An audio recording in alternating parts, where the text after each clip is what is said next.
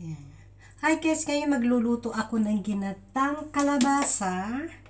So, ito po ang lalagyan ko siya ng mantika, guys. So,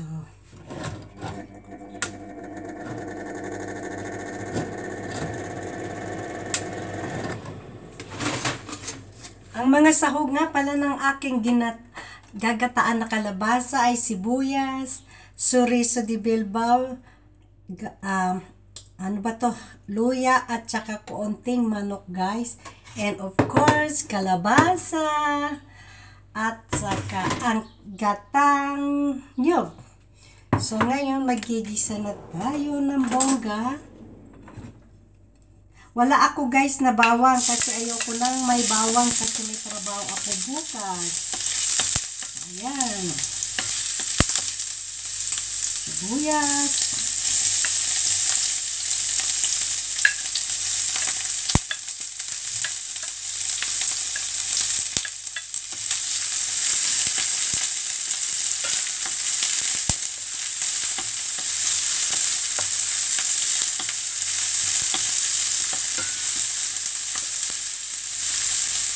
And then, lagay natin yung ating chorizo de Bilbao. And then, yung chicken, guys. Ayan.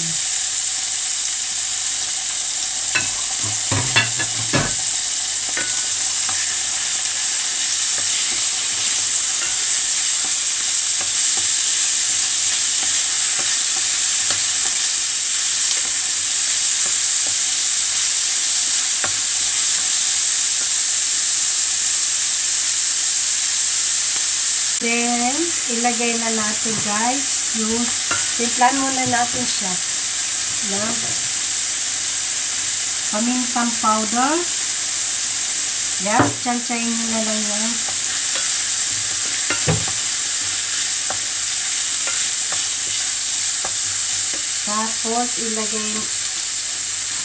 Tapos, guys, ilalagay na natin yung ating gata. Ayan ang ating gata.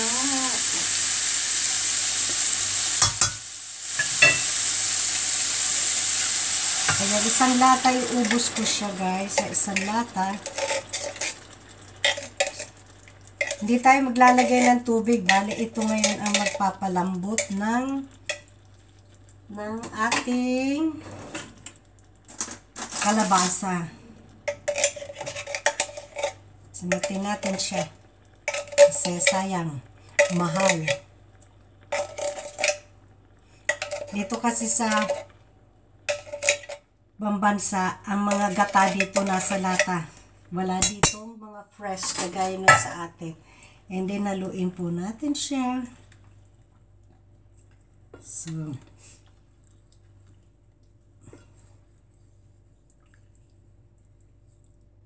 So, lagyan natin siya guys ng asin.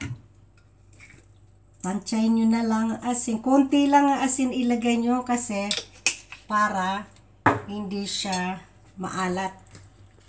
Kasi mamaya mas maganda na yung lalagyan nyo siya ng, kaysa matabang, madaling mariremedyoan yan. Magpatis lang kayo mamaya. So, ayan, balikan natin after 5 minutes. So, ayan guys, kumukulo na siya. Ilalagay ko na yung ating kalabasa.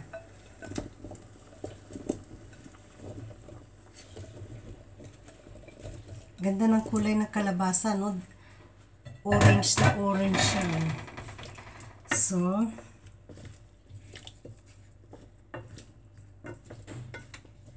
alam nyo dito sa Germany, ang kalabasa dito, hindi nila kinakain ng ganyan, kundi ginagawa nilang soup. Ginagawa nila parang mas potato ang ginagawa nila.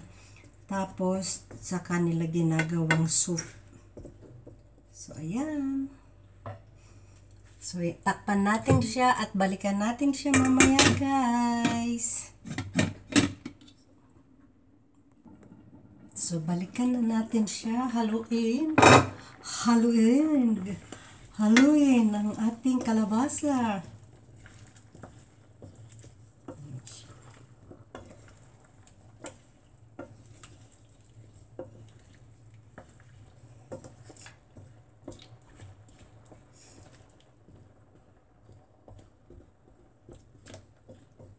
Hindi naman lahat na kailangan lutuin natin may bawang. Kasi bukas guys may work kaya hindi ako maglalagay ng bawang. Magluluto ako guys na Friday in the evening, ng afternoon. Yun may bawang. Pero pagka ganitong under the week na may trabaho, hindi may bawang. Walang bawang. Kasi naamoy nila pag amoy bawang ka. Sabi nila, oy, ang bantot mo. Kumain ka ng bawang, ano? Ganyan ang mga kasama ko sa trabaho. Ganyan dito. Sa palibasa, hindi kasi tayo pinagpapawisan. Kaya yung singaw ng amoy ng bawang dito guys, lumalabas sa hininga mo. Yan, maasim, mabantot daw. Kaya dito sa Europe, hindi kasi dito kumakain ng mga bawang ang mga tao at nangangamoy sila.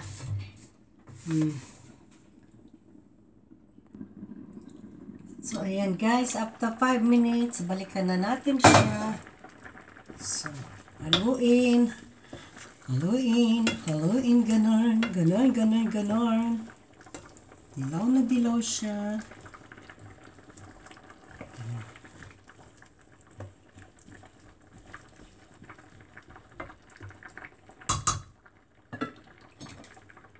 Takpan, balikan ali. So, ayan guys, balikan na natin ang ating ayan, after 5 minutes uli. So, malambot na, hindi pa siya malambot. Ayan, malapit na siya. Yung maliliit, ayan.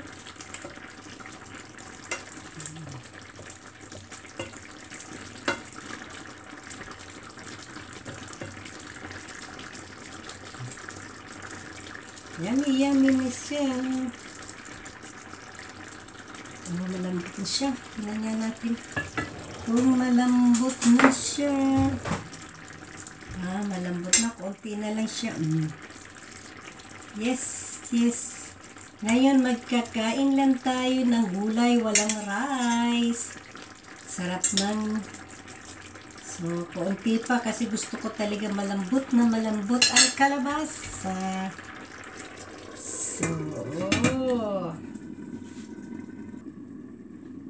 So guys, after 5 minutes, ayan, malambot na siya. It's ready to eat na to. So, sarap.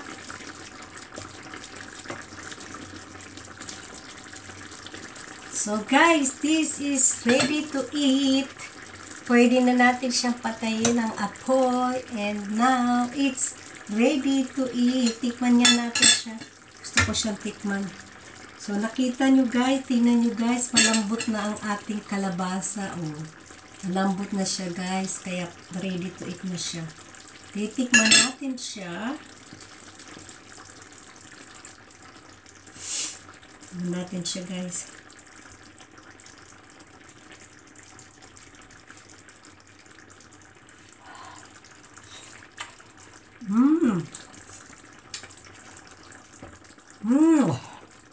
Init. Masarap ng kalabasa guys, parang manamis-namis siya. Yet, thank you for watching guys. And if you like my video, please don't forget to subscribe, likes, and share po. And thank you for watching guys. Happy weekend. And ito na po ang ating ngayon ginisang kalabasa. So, ready to eat na po. Bye-bye. Thank you for watching.